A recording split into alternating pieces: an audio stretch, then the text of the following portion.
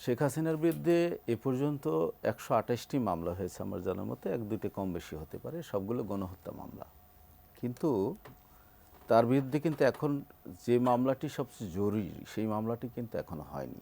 সেই মামলাটি হওয়া উচিত রাষ্ট্রদ্রোহী মামলা। কেন রাষ্ট্রদ্রোহী মামলা হওয়া উচিত?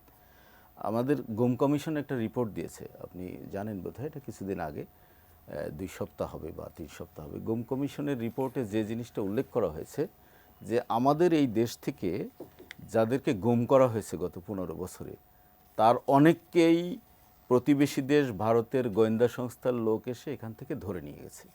এবং তার বড় প্রমাণ হলো বিএনপি নেতা সালাউদ্দিন। বিএনপি নেতা সালাউদ্দিন ঢাকা থেকে গুম হয়, কিন্তু দেখা গেল তিনি শিলংয়ে।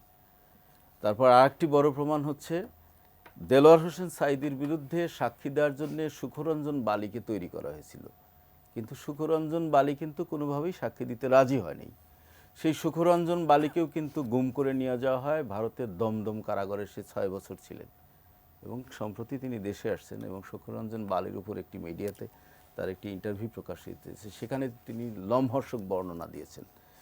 এখন আমরা স্বাধীনতার কথা বলছি, গত ১৫ বছর যাবৎ মুক্তিযুদ্ধের ব্যবসা করছে একটা সরকার। মুক্তিযুদ্ধের কথা, স্বাধীনতার কথা বলছি, সার্বভৌমত্বের কথা বলছি। শিয়া বাটার ও ভিটামিন ই সমৃদ্ধ lily glam beauty soap. Lily, always beautiful. প্রতিবেশী দেশের গোয়েন্দা সংস্থার লোক এসে যদি আমার দেশের লোককে গুম করে, স্বাধীনতা থাকে? সেই অনুমতি যদি সরকার দিয়ে থাকে, নিশ্চয়ই দিয়েছে, নাহলে এই প্রমাণগুলো আসে কীভাবে? তার মানে হচ্ছে আমাদের কোনো সার্বভৌমত্ব ছিল না। এই কারণেই শেখ হাসিনার বিরুদ্ধে একটি রাষ্ট্রদ্রোহী মামলা অবশ্যই হওয়া উচিত।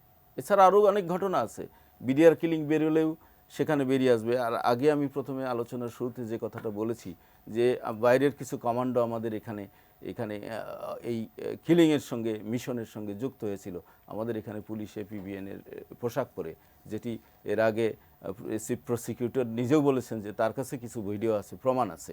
তা সেটাও যদি হয়, বাইরের কেউ যদি এসে আমার দেশে কিলিংয়ে যোগ দেয়, সেই সুযোগ যদি সরকার করে দেয়, সেই সরকার তো রাষ্ট্রদ্রোহী। সুতরাং শেখ হাসিনার বিরুদ্ধে এখন রাষ্ট্রদ্রোহী মামলা হওয়া খুবই জরুরি। আর এখন অন্য যে বিষয়টা আসছে, শেখ হাসিনাকে ছেড়ে দেবে কি দেবে না, সেইটা আমার সহ আলোচকও বলেছেন, আমি ওনার সঙ্গে একমত। যতই আমাদের বন্দি বিনিময় চুক্তি থাকুক, কিন্তু এই বন্দি বিনিময় চুক্তির ভিতর কিন্তু একটু ফাঁক আছে। ফাঁক আছে কি? যদি তিনি রাজনৈতিক ব্যক্তিত্ব হন, তাহলে আমরা তাকে ছেড়ে, আমরা কিন্তু ওই চুক্তির আওতায় আমরা অনুপ চেটিয়াকে দিয়েছি, আমরা রাজখোয়াকে দিয়েছি, আমরা দিয়েছি, কারণ তার অনুপস্থিতিতেই এই বিচার কার্য পরিচালনা করতে হবে, সেটা আমি মনে করি।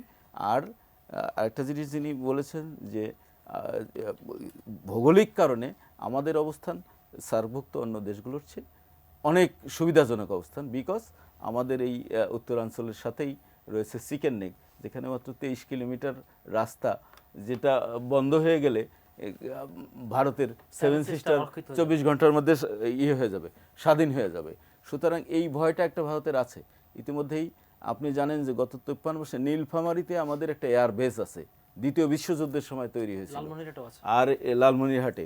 আর এখানে আছে হলো শমশেরনগর, মৌলভীবাজারের শমশেরনগর, দ্বিতীয় বিশ্বযুদ্ধের সময় তৈরি করা এয়ারবেস।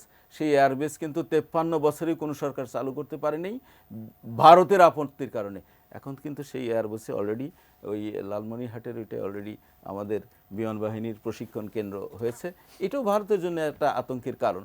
সেই কারণে আমি মনে করি যে আমরা এই দিক দিয়ে ভালো অবস্থানে আছি।